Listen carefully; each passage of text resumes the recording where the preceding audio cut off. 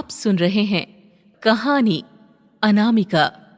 उसने अपनी घड़ी की तरफ देखा। 9:30 हो चुके थे। उसे 10 बजे तक कॉलेज पहुंचना था, मगर वो अब तक बस स्टेशन पर खड़ी बस का इंतजार कर रही थी। आज कॉलेज में नया प्रोफेसर आने वाला था और डीन ने सबको हिदायत दी थी कि आज कॉलेज अटेंड करना अनिवार्य है। ये वैदेही थी। 23 साल की, नेशनल यूनिवर्सिटी से साइकोलॉजी की स्टूडेंट थी। कानों में छोटे झुमके, आंखों में हल्का काजल, गोरा चेहरा, पतला खूबसूरत बदन जिस पर नीली जीन्स और ऊपर लाल टॉप, जो नए जमाने के हिसाब से तो था मगर ज्यादा फैशनेबल भी नहीं था। चेहरे पर उम्र के मुकाबले कुछ ज्यादा ही गंभीरता थी, जो इस छोटी उम्र में ही उसके किसी बड़े संघर्ष की द्योतक थी। उसने अपने पीछे नीले रंग का बैग टांगा हुआ था। एक हाथ में किताब और दूसरे हाथ में रुमाल के साथ मोबाइल था। उसने नजर घुमाई तो बस स्टैंड पर आसपास 8-10 लोग थे।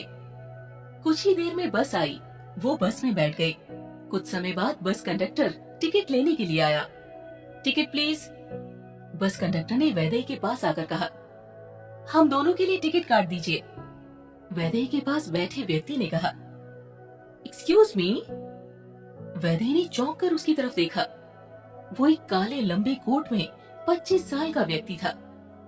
चेहरे पर साम्यता, जिस्म में फुर्ती, खोजी निगाहें जो जिस किसी पर भी ठहरती थी उसका पूरा मुआयना करने के बाद ही आगे बढ़ती थी। मिस वैदेही, आज आप अपना पर्स नहीं लाई हैं। आप बस से उतरकर एटीएम से पैसे निकालेंगी।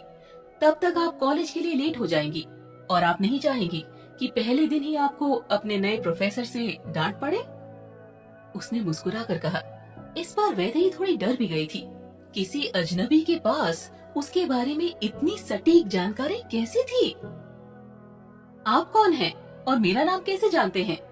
वैदेही ने उसकी ओर मुड़ते हुए कहा। अब तक कंडक्टर टिकट काट चुका था। उसने उस अजनबी से पैसे लिए और चला गया, आपके गले में लटके लॉकेट से। वो व्यक्ति कंडक्टर को जाते हुए देख रहा था। वैदेही के गले में एक सोने की चेन थी जिसमें एक वी के आकार का पेंडेंट था। वैदेही ने एक बार पेंडेंट की तरफ देखा और फिर सवालिया नजर से उस आदमी की तरफ देखा। मगर यहाँ तो सिर्फ वी लिखा हुआ है। हाँ, सही कहा आपने। और वी तो कुछ भी हो सकता है, वैष्णवी, विद्या, वसुंधरा। मगर किसी के भी नाम का उसके व्यक्तित्व पर असर होना लाजमी है और आपके मामले में भी वही हुआ। उसने वैदेही के मोबाइल को उल्टा करते हुए कहा, जिसके पीछे कवर पर राम, लक्ष्मण और सीता की तस्वीर थी। नहीं, ऐसा कुछ नहीं है, ये तो बस मैंने ऐसे ही ले लिया था। वैदेही ने चकित होते हुए कहा। वास्तव में जब उसने ये कवर लिया था तो उसने स्वयं इतना नहीं सोचा था। और मेरे कॉलेज के बारे में? वैदेही ने अगला प्रश्न पूछा। बस स्टेशन पर आप बार बार अपनी घड़ी की तरफ देख रही थी, मतलब कि आप कहीं जाने के लिए लेट हो रही थी। आपके पहनावे और आपके पीछे लटके बैग को देखकर ये आसानी से पता लगता है कि आप एक कॉलेज स्टूडेंट हैं। आप शांति पथ से बस में बैठी हैं और इस रास्ते में सिर्फ एक ही कॉलेज आता है, नेशनल यूनिवर्सिटी। आपके हाथ में सिविल की जो किताब है वो साइकोलॉजी में द्वितीय वर्ष में पढ़ाई जाती है। वैदेही के लिए ये सब समझना थोड़ा मुश्किल था, मगर उसे एक बात समझ में आ गई थी कि सामने वाले ने उसका बहुत गहनता से अवलोकन किया था। लेकिन आपको मेरे नए प्रोफेसर के बारे में कैसे मालूम हुआ? वैदेही ने अंतिम प्रश्न किया। यही आपके पहले प्रश्न का जवाब भी है। मेरा नाम जय है और मैं आपका नया प्रोफेसर हूँ। उस व्यक्ति ने अपने कॉलर को सही करते हुए कहा। डिसोसिएटिव आइडेंटिटी डिसऑर्डर या स्प्लिट पर्सनालिटी डिसऑर्डर, जिसे पहले मल्टीपल पर्सनालिटी डिसऑर्डर के नाम से भी जाना जाता था, एक तरह का मानसिक विकार है जिसमें एक ही व्यक्ति एक समय पर अलग अलग तरह के व्यक्तियों की तरह व्यवहार करता है। हर पर्सनालिटी का व्यवहार, आवाज का लहजा और शारीरिक शैली अलग अलग होती है, लेकिन इसका ये मतलब नहीं है कि हर अलग पर्सनालिटी एक अलग आत्मा है। अमूमन एक व्यक्तित्व को दूसरे व्यक्तित्व के बारे में जानकारी नहीं रहती है, हालांकि कुछ मामलों में वे एक दूसरे के बारे में जानते हैं। इस तरह की समस्या तब उत्पन्न होने लगती है जब व्यक्ति के भावनाओं, विचारों और याददाश्त पर से नियंत्रण खो जाता है। समस्या यह है कि एक मानसिक बीमारी है जिसे अधिकतर लोग बीमारी मानते ही नहीं हैं।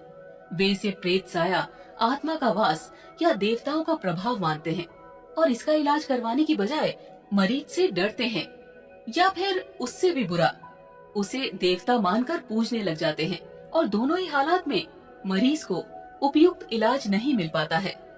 प्रोफेसर जय नेशनल यूनिवर्सिटी के ऑडिटोरियम में लेक्चर दे रहे थे।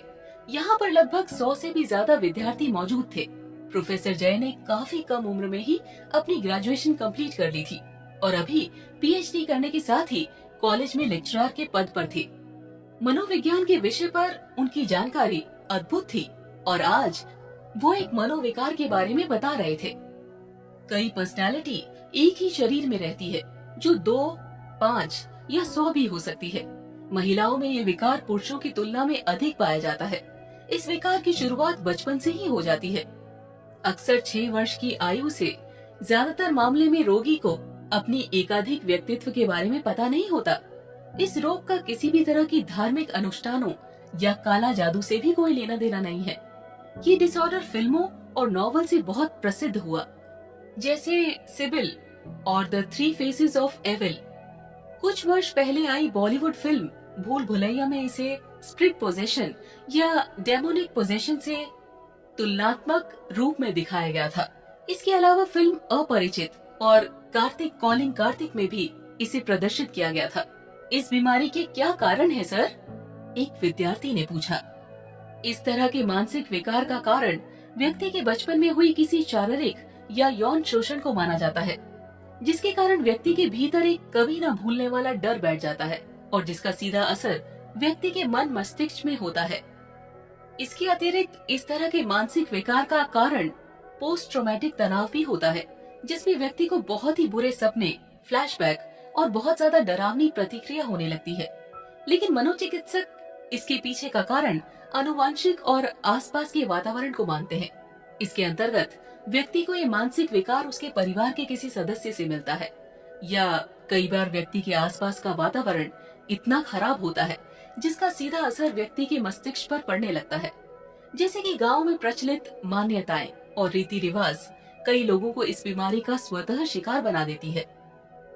लेकिन सर, कई बार वो व्यक्ति इस तरह की हरकतें करने लगता है जो उस व्यक्ति के लिए या किसी अन्य सामान्य व्यक्ति के लिए भी करना संभव नहीं होता है, जैसा कि वो किसी अन्य भाषा में बात करने लगता है या फिर किसी छिपी हुई चीज के बारे में बता देता है।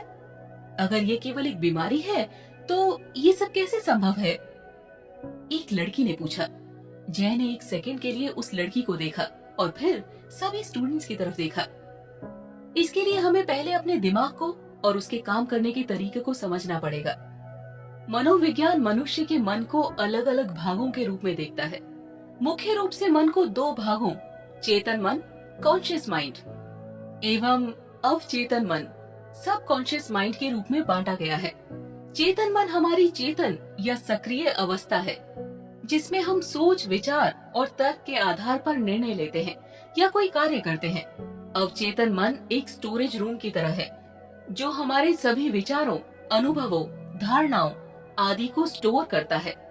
अवचेतन मन तर्क एवं सोच विचार के निर्णय नहीं लेता, बल्कि वो हमारे पिछले अनुभवों एवं धारणाओं के आधार पर स्वचालित तरीके से कार्य करता है। चेतन मन और अवचेतन मन को एक उदाहरण द्वारा समझा जा सकता है। जब भी कोई व्यक्ति पहली बार साइकिल चलाना सीख रहा होता है, तो उसे साइकिल को ध्यान पूर्वक नियंत्रित करना होता है। शुरुआत में वो संतुलन नहीं बना पाता और थोड़ा डरा हुआ भी रहता है। वो हर एक कार्य को सोच समझ कर करता है, जैसे कि कब मुझे पैडल मारना है, कब ब्रेक लगाना है इत्यादि। लेकिन कुछ दिनों बाद जब वो साइकिल चलाना सीख जाता है, तो अब उसे साइकिल को नियंत्रित करने के बारे में सोचने की आवश्यकता नहीं होती। अब साइकिल अपने आप नियंत्रित हो जाती है और अब वो मित्रों के साथ बातचीत करते हुए या कोई अन्य कार्य करते हुए भी साइकिल चला सकता है। ऐसा क्यों होता है? शुरुआत में जब व्यक्ति पहली बार साइकिल चलाना सीख रहा होता है, तो वो अपना चेतन मन इस्तेमाल कर रहा होता है। लेकिन जब वो बार बार साइकिल चलाने की प्रैक्टिस करता है, तो अब ये अनुभव उसके अवचेतन मन में संग्रहित होने शुरू हो जाते हैं और धीरे धीरे अवचेतन मन चेतन मन की जगह ले लेता है। हमारा अवचेतन मन एक ऑटो पायलट सिस्टम की तरह है, जो अपने आप स्वचालित तरीके से कार्य करता है।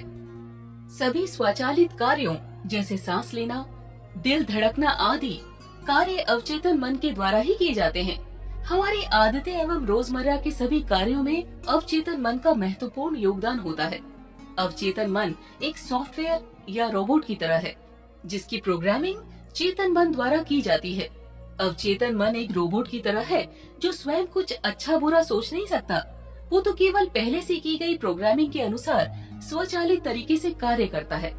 हमारे हर एक विचार का हमारे अवचेतन मन पर एक महत्वपूर्ण प्रभाव पड़ता है, या ये कह सकते हैं कि हम जो कुछ भी सोचते हैं या करते हैं उससे हमारे अवचेतन मन की प्रोग्रामिंग होती जाती है और फिर बाद में धीरे धीरे अवचेतन मन उस कार्य को नियंत्रित करने लगता है। हमारी आदतों और धारणाओं का निर्माण भी ऐसे ही होता है और बाद में वो आदत स्वचालित रूप से अवचेतन मन के द्वारा नियंत्रित होती है। जय ने एक बार रुककर सबकी तरफ देखा।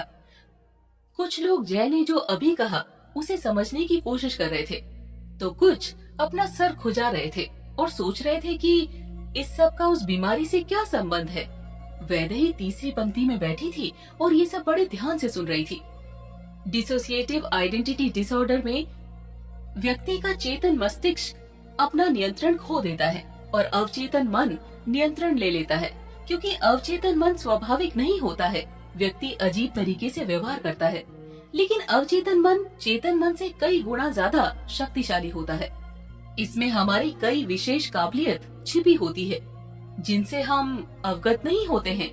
हम आमतौर पर जिन बातों को नजरअंदाज कर देते हैं, दिमाग का वो भाग उन बातों को भी रिकॉर्ड करता है और जब व्यक्ति इस बीमारी के प्रभाव में होता है तो उसका अवचेतन मन उसी जानकारी का प्रयोग कर चौंका देने वाली हरकतें करते हैं और जन सामान्य उन्हें चमत्कार समझ लेता है। ध्यान रखिए, अगर आप में पर्याप्त ज्ञान की कमी है तो आपको हर नई चीज एक चमत्कार ही लगेगी। और इसका इलाज क्या है? एक अन्य विद्यार्थी ने पूछा। सबसे पहले तो ये मानना कि ये एक बीमारी है। अगर आप ये मानते ही नहीं कि एक बीमारी है तो इस बीमारी का इलाज संभव नहीं है। मनोवैज्ञानिक तरीके साइकोथेरेपी से इस बीमारी का इलाज संभव है। इस तरह के मानसिक विकार के इलाज में व्यक्ति के दूसरे व्यक्तित्व को भुलाने और उससे उसका ध्यान भटकाने की कोशिश की जाती है। इसके साथ साथ कॉग्निटिव और क्रिएटिव थेरेपी का प्रयोग भी किया जाता है। इसके अतिरिक्त इस तरह की अवस्था से गुजर रहे व्यक्ति को ठीक करने के लिए दवाओं का सहारा भी लिया जाता है। हिप्नोसिस के माध्यम से भी इसे सही किया जा सकता है। तनाव भी इस बीमारी का मुख्य कारण है, इसीलिए जितना हो सके रोगी को तनाव मुक्त रखने की कोशिश की जाती है। जय ने स्टूडेंट की तरफ देखा और फिर एक सांस लेकर कहा, यह हम पर निर्भर करता है कि हम अपने अवचेतन मन की प्रोग्रामिंग कैसे करते हैं। एक बार प्रोग्रामिंग हो जाने के बाद अवचेतन मन उसी के अनुसार कार्य करने लगता है, चाहे वो कार्य गलत हो या सही। चेतन मन को विचारों का चौकीदार या गेट कीपर भी कहा जा सकता है। दरअसल हमारा हर विचार एक बीज की तरह है और हमारा अवचेतन मन एक बगीचे की तरह। हमारा चेतन मन ये निर्णय करता है कि अवचेतन मन में कौन सा बीज बोना है और कौन सा नहीं। हम कभी कभी अनजाने में अपने अवचेतन मन की गलत प्रोग्रामिंग कर देते हैं। जैसा अगर मैं ये सोचता हूँ कि आज मैं ये लेक्चर नहीं दूंगा, तो एक छोटा सा विचार धीरे धीरे मेरे कार्य को कल पर टालने की आदत बन सकता है। गहन चिंतन और मेडिटेशन के द्वारा हम अवचेतन मन की रीप्रोग्रामिंग करके इसमें इंस्टॉल किए गए गलत सॉफ्टवेयर को धीरे धीरे डिलीट कर सकते हैं। तो सर, आप ये कहना चाहते हैं कि ईश्वर जैसा कुछ नहीं है, ये बस एक बीमारी का प्रभाव मात्र है? एक स्टूडेंट ने शंकित होकर पूछा। जय के चेहरे पर एक मुस्कान आ गई। किसी महान व्यक्ति ने कहा था कि किसी पर भी सिर्फ इसीलिए विश्वास न करें क्योंकि आप ऐसा करना चाहते हैं। किसी पर विश्वास करना उसे वैसा नहीं बनाएगा। जय ने उस स्टूडेंट की आंखों में देखकर कहा, ईश्वर है या नहीं, इस पर मैं कुछ नहीं कहना चाहूंगा। ये आपकी मान्यता का विषय है। लेकिन अगर आप एक बीमार में ईश्वर को तलाश करना चाहते हैं तो इसे आपका पागलपन ही समझा जाएगा। आज का लेक्चर अटेंड करने के लिए आप सबका शुक्रिया। उम्मीद है आप सबने इसे एंजॉय किया होगा। अगले लेक्चर में फिर मिलते हैं। जय ने अपनी नोट्स समेटते हुए कहा।